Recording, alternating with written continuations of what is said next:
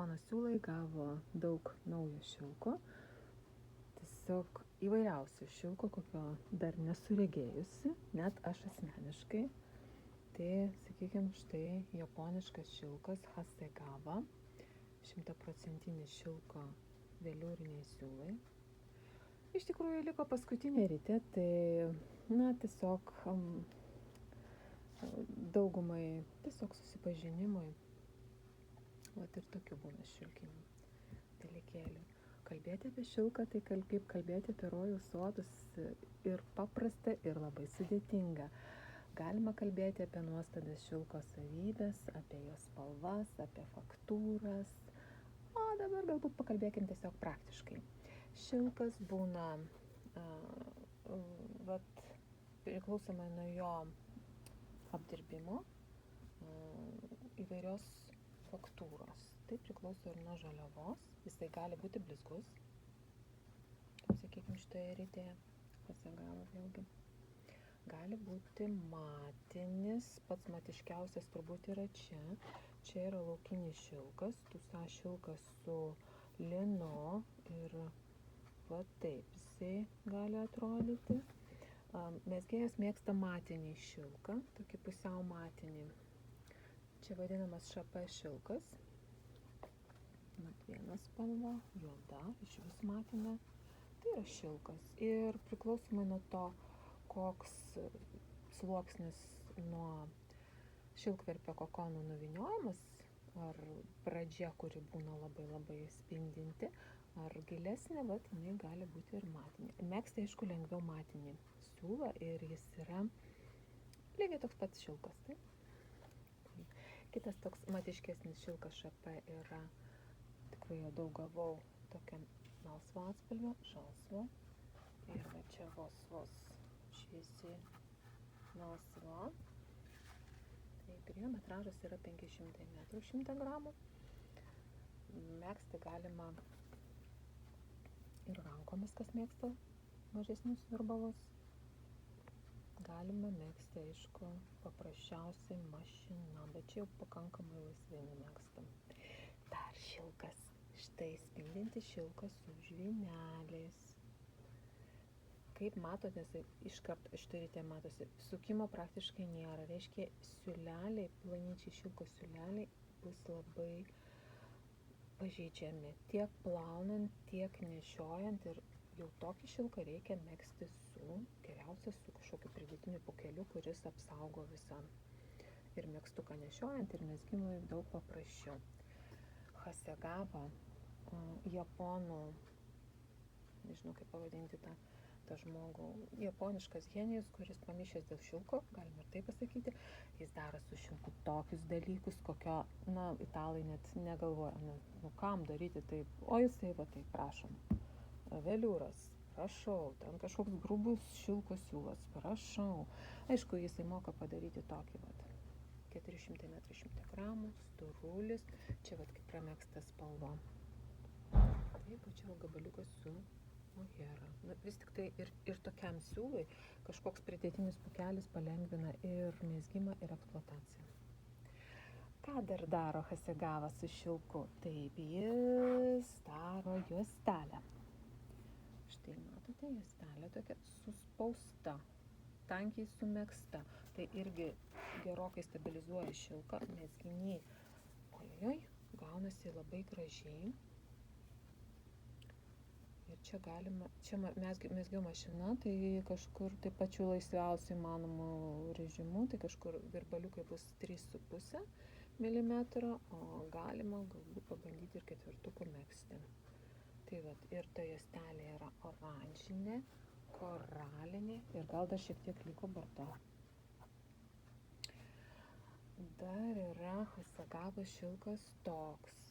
Jo perpinimas, nežinau kaip parodyti, yra šiek tiek stabilesnis. Matote, tokia plona šilko gija, tiesiog apsukusi pagrindinė šilko gija, ir tai irgi suteikia stabilizacijos ir tvirtumo. Čia metražas 640 metrų 100 gramų, ir pavyzdėlis yra čia. Šilką galima sumegzti įvairiai. Vasarą, aišku, norisi, kad būtų kuo daugiau skyllučių. nors šilkas labai termoreguliuoja ir neduoda ir perkaisti ir visą kitą, bet kai plius 30, tai jau norisi kuo daugiau oro arba išvis be drabužių vaikščioti. Tai dar yra šilkas, šapais šilkas, na, jisai labai gražus ir turiu tikrai nemažai spalvų, mėlyna, fantastiška.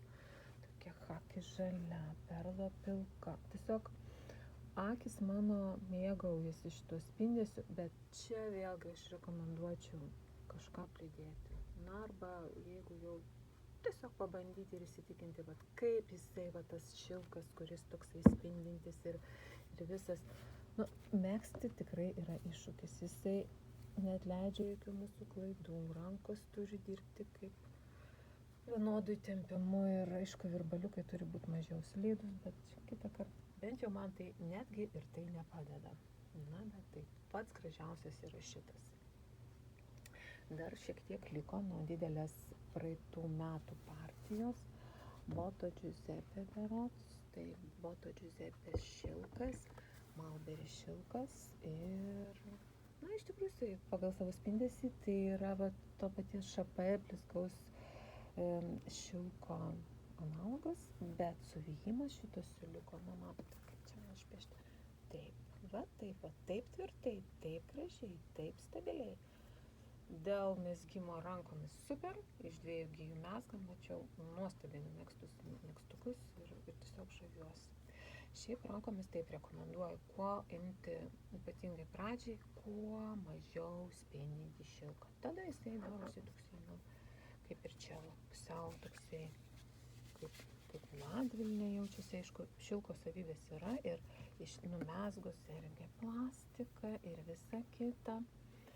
Kaip prižiūrėti šilką, kaip megzti, kad jis neištįstų, čia ilga kalba, bet gal truputį paminėsiu. Tiesiog mezgant šilką, tiesiog dalinuosi vienos Italės mezgančios daug šilką patirtimi. Kaip žinoti, kiek jisai ištįsta? Jis ištys tiek, kiek jam reikia. Kiek laisvai jūs megsite, tiek jis ir ištys. Jinai rekomenduoja kas kiek laiko sudrėkinti mezginį ir kad šilkas parodytų visą savo įmanomą kritimą. Dabar pasižiūrėkime. Tai jeigu aš, kol neploviau, tos kilpelės buvo kažkokios kaip ir apvalios, tai išplovus jūs padarė kiek reikia, tiek ir ištyso. Jis po to netysta ten beprotiškai kaip viskozė, bet jisai turi gauti savo nuolatinę formą mezginėje. Ir tas tysimas yra būtinas, kad jisai būtų tvarkingas. Tai netysimas, o sakykime, įgavimas savo formos. Va taip spindi. Čia jau toksai pusiau matinis siūliukas, čia vėl blizgesnis. Na, čia šitie stipriai matiniai, bet labai švelnus. Taip, ko aš dar nepaminėjau. Turbūt viską apie šilką vienu sakiniu ir nepasakysi. Royal sodai yra nuostabus, juos reikia pažinti, po truputį mėgautis. Jie nėra patys pigiausi siūlai, bet kitą kartą verta nusipirkti nors šiek tiek, pabandyti, pridėti tą siūlą, sakykime, šitą ploną siūliuką su kitu ir pamatysime. Ir su merinuku, ir su medvilne. Kaip gražiai pasikeičia mezginys. Priežiūra šilko, iškart sakau, kad turi būti atsargiai, geriausia plauti rankomis, specialiomis priemonėmis, drungname vandenyje, džiovinti jokių būdų ne ant saulės, suteikti, ant pakabos tikiuosi nereikia, horizontaliai džiovinam, bet duodam mezginį įgauti savo formą ir to tysimo nesibaiminame, o tiesiog jį prisijaukiname, drėkiname, bemegzdami, ypatingai jeigu nuo viršaus mezgame. Kaip žinoti, kada sustoti? Tiesiog dalinai išplaunam, drėkinam, pasižiūrim kaip yra ir toliau mezgam. Jeigu išplauname, aišku, jau siūlas kažkiek garbanojasi, jis įgauna tą nuolatinę formą ir jeigu abejotinas mezginys, tai geriau neplauti. Pradžią prameskam truputėlį, nes išardom, jisai praktiškai nebūna nei susigarbanavęs, nei susideformavęs. Jis įgauna savo nuolatinę formą, tik tai sušlapęs. Tai nuostabus siūlai. Hasegava toks žodis, kurį kiekviena mezgėja, ypatingai dirbantis su šilku, turi žinoti, tai yra nuostabus siūlo. Na, o italai irgi moka atrasti savo profesionalumu pasiekti labai daug. Kągi, ačiū visoms, kad užsukate į mano siūlų elektroninę parduotuvę ir šį kartą tikrai noriu jūs daug kuo nustebinti iš šilko pasaulio.